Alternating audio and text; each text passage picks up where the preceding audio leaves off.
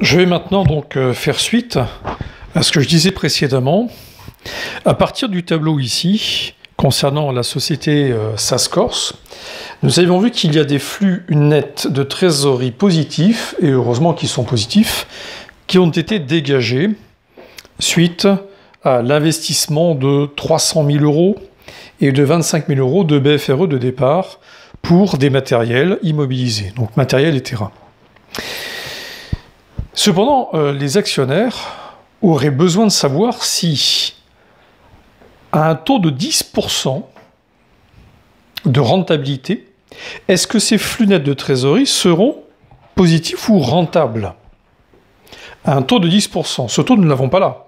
Mais nous allons le calculer grâce à la valeur actuelle nette. Donc on va simplement calculer une actualisation de cette valeur qui, en N0, si je veux récupérer de la trésorerie depuis N0, en le regardant depuis N0 plus exactement, je vais voir si ça va être rentable sur l'ensemble du projet par rapport à mon capital investi, c'est-à-dire de 300 000, d'accord, l'achat de terrain, etc., de matériel, et de BFRE de départ, 25 000. Donc, 300 000 plus 25 000 de BFRE de départ, on rappelle, c'est le capital investi total qui me donne 325 000. Mais en N0, j'ai déboursé moins 325 000. D'accord? Puisque j'ai payé, j'ai déboursé, j'ai décaissé de l'argent à hauteur de 325 000. Donc mon FNT de N0 est de moins 325 000. À partir de là, je vais calculer la valeur actuelle, actualisée nette.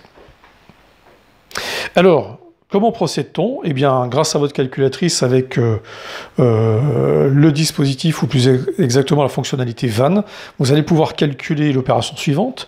Je commence par moins 325 000 pour N0, plus ma FNT de N, 63 222, facteur multiplié par le taux de 10%, puissance moins 1.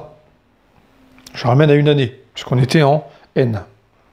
Puis, je vais rajouter tous les autres totaux de la FNT.